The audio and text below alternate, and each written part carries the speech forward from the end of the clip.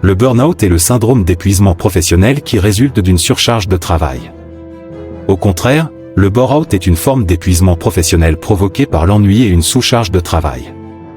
Le brown-out, quant à lui, est la forme d'épuisement professionnel provoquée par une perte de sens.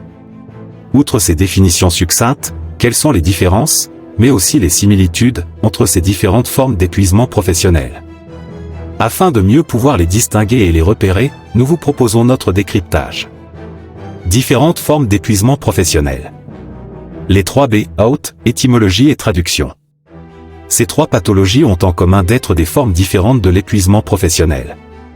Pourtant, en français, le syndrome d'épuisement professionnel ne désigne que le burn-out car il s'agit de la première pathologie à avoir été identifiée.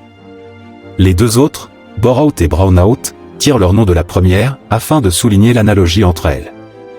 Le burn-out provient de to burn-out, s'éteindre, s'arrêter par manque de carburant, d'énergie.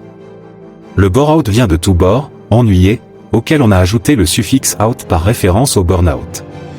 Le brown-out quant à lui est un emprunt au vocabulaire de l'énergie.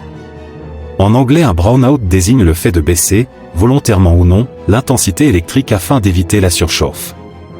Le rapport avec la perte de sens réside ici dans la baisse d'énergie et d'engagement que la pathologie du brown-out provoque.